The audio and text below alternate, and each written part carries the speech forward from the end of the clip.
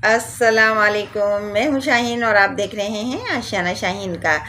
جیتے رہیے، ہنستے رہیے، مسکراتے رہیے۔ اور اگر میرے چینل پر آپ آج نئے آئے ہیں نا تو بھئی یقیناً آپ نے سبسکرائب نہیں کیا ہوگا، تو کوئی بات نہیں، آج کر دیجئے سبسکرائب۔ آپ کے سبسکرائب کرنے سے مجھے خوشی ہوگی، مجھے فائدہ ہوگا، اور اس کا بدل تو بس آپ کو اللہ ہی دے گا، میرا رب ہی دیتا ہے بدل، ہم تو آپ کے لیے صرف دعائیں کر سکتے ہیں۔ اور جو ہے، جو خوشی آپ دوسروں کو دیتے ہیں نا، وہ خوشی کے بدلے ہم آپ کو خوشی نہیں دے سکتے، لیکن رب ضرور دیتا ہے۔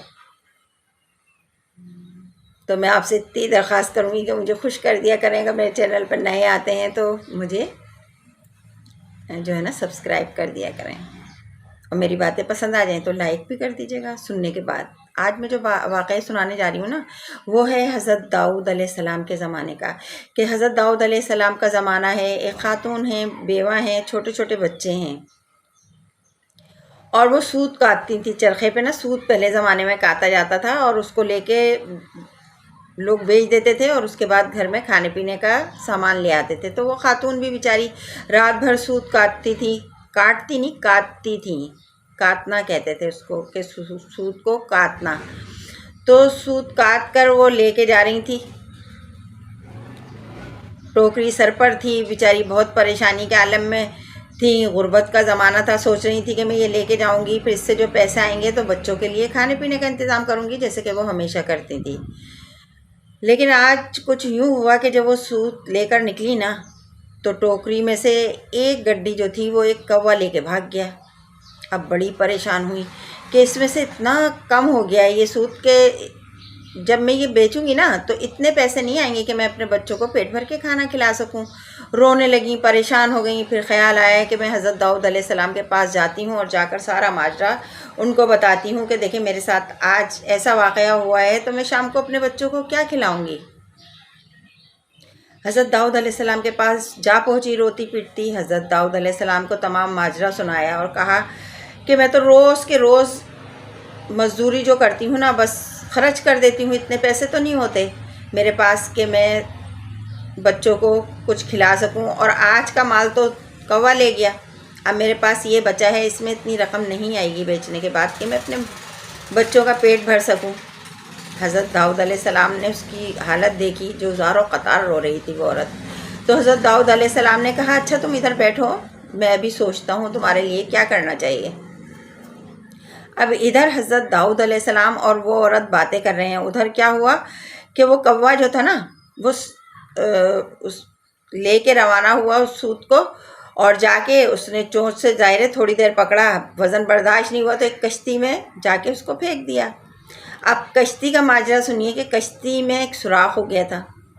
کشتی والے بہت پریشان تھے کہ پانی سارا کشتی کے اندر آ رہا تھا، تو انہوں نے اللہ تعالیٰ سے یہ منت مانی کہ ہماری کشتی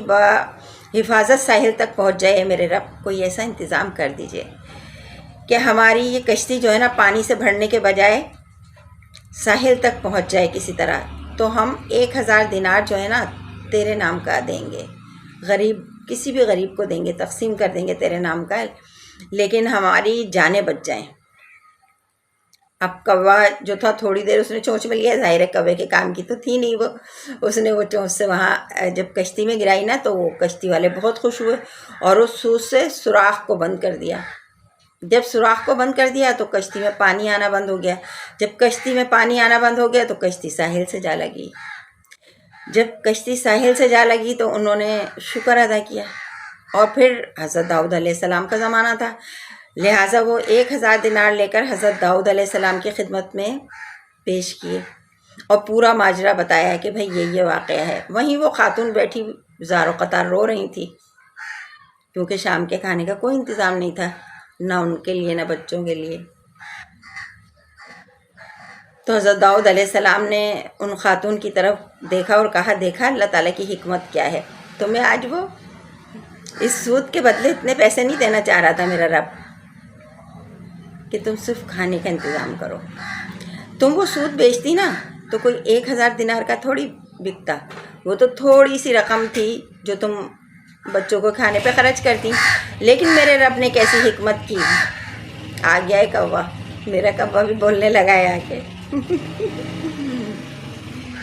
تو جو ہے نا، دیکھیں اللہ تعالیٰ کی حکمت، جب ہم سمجھتے ہیں نا کہ ہمارے ساتھ بہت برا ہوا ہے تو کرنے والا تو میرا رب ہے نا، ہم یہ کیسے سوچ لیتے ہیں کہ ہمارا رب ہمارے ساتھ کچھ غلط بھی کر سکتا ہے؟ ایسا ہرگز نہیں ہے۔ اللہ تعالیٰ جو ہے نا اس کے بدلے ہمیں اس سے اچھا انعام عطا کرتا ہے، لیکن ہم اس انعام پہ تو غور کرتے نہیں ہیں۔ ہمیں تو اس چیز پہ غور کرنا ہوتا ہے جو ہم سے چھن گئی، کیونکہ ہم ناشکرے ہیں، شکر ادا نہیں کرتے ہیں، ناشکراپن کرتے ہیں۔ جو دولت ملی ہے، جو چیز ملی ہے، اس کو نظر انداز کرتے ہیں، جو چھن جاتی ہے نا اس پر توجہ دیتے ہیں۔ تو میرا رب بڑی حکمت والا ہے۔ ارے میرا رب تو وہ رب ہے کہ جس سے جتنی محبت کی جائے، چاہت کی جائے، عقیدت کی جائے، کم ہے۔ تو کبھی یہ مت سمجھیے گا اگر آپ کے ساتھ زندگی میں کبھی بھی کوئی ایسا واقعہ ہونا جو انجانا ہو، جو بالکل اچانک ہوتا ہے نا، ہماری زندگی میں ایسے واقعات ہو جاتے ہیں کبھی کبھی کہ ہم سوچتے ہیں میرے رب ایسا کیوں ہو گیا؟ ہرگز نہیں،